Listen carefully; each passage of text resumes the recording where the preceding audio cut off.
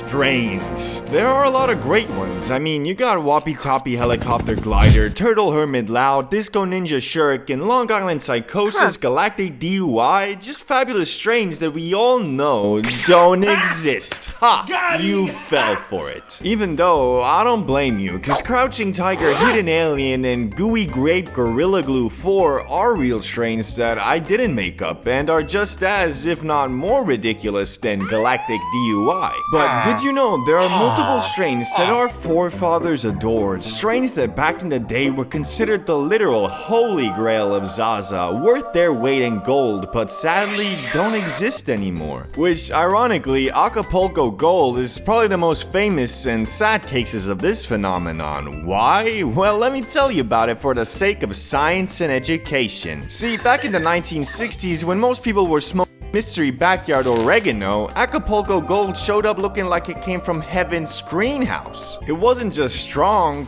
it was beautiful. Golden orange buds covered in resin, smelling like honey and spice. It looked expensive before you even lit it. The fade was what really sealed the deal. Clean, euphoric, and energizing. It didn't melt you into the couch, it made you feel alive. Artists, hippies, musicians, everyone loved it because it fueled creativity instead of killing it. You could write poetry, play guitar, or question capitalism all in one sitting. And then there was the mystique. You couldn't just go buy Acapulco Gold anywhere. It came from a small coastal region in Guerrero, Mexico, son. So when it did show up in the States, it was like treasure. Plugs bragged about having it, magazines wrote about it, even pop culture icons name dropped it. Basically, Acapulco Gold was the first celebrity strain. It represented everything people imagined good grass could be. Exotic, natural, and untouchably elite. So what happened to it? In short, the DEA happens. By the late 1970s, the US government decided Mexico was exporting a little too much happiness and launched a series of eradication campaigns. The most infamous was Operation Condor, basically translated to Let's Napalm Paradise. Entire fields of Acapulco Gold were burned, sprayed, or bulldozed out of existence. Local farmers who'd spent generations perfecting those golden genetics either fled or switched to faster growing high-yield hybrids to survive. Within a few years, the original line, the real sun-curd, honey-scented Acapulco Gold,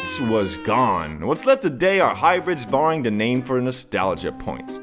Yo, see, I know how much you love the za. Well, I think you love it more. So I got us, the last remaining Acapulco Gold. Bruh, there's no way. It doesn't exist anymore. It was all burned by Reagan and the boys. Nah, man. My plug Dave told me his grandpa was actually a part of Operation Condor, and he said that just before they napalmed everything, he took a few seeds, and well, he's been growing it in his basement ever since. Of course, he did charge a premium, but I mean, who wouldn't? I hate to break it to you, but the only thing growing in Dave's house is his appetite for crack cocaine. Man, whether Dave is a crackhead or not, it don't change the fact I got this. Bruh, that ain't Acapulco Gold. That's Acapulco mold, son. Which, getting finessed by the plug ain't nothing new. I think most of us have been there, but thankfully these days, there are great, reliable, nationwide legal alternatives like today's sponsor, Everything 420. No more last-minute drives across town or dealing with shops closing early. E420 is one of the biggest online Zaza shops out there, delivering everything you need fast, affordable, and completely discreet. Whether you're looking for the everyday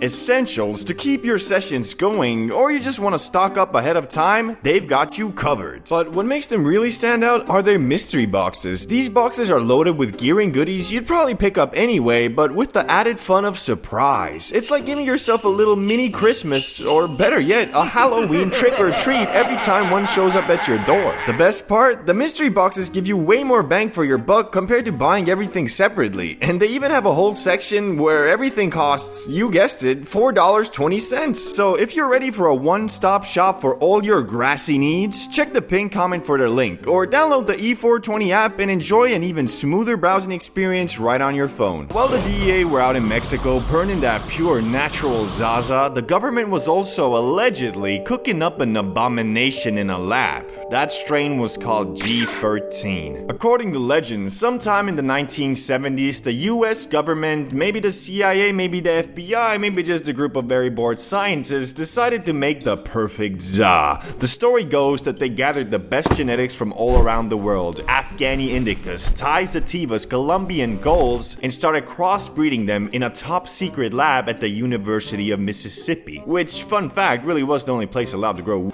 for research. Out of those experiments came one plant that supposedly outsmoked the rest, Government Indica 13, or G13 for short. It was rumored to be so strong that even agents testing it couldn't handle it. The high was heavy, the THC was off the charts, and the legend says one rogue scientist smuggled a cutting out of the lab and released it to the public, basically doing God's work. Now, officially the government says none of this ever happened, which of course makes it sound way more real. Whether it was a lab-grown super strain or just a really good story, G13 became a myth that outlasted most of the people who smoked it. If it was true, the original clone is long gone, lost to time and bad breeding, but its name still shows up on dispensary menus. The only difference, the one in your local shop probably wasn't made by the CIA. Seems like the government really enjoyed destroying Zaza, but there was one strain that didn't need any help. It destroyed itself. A self-inflicted extinction born from pure success. That strain was called roadkill skunk.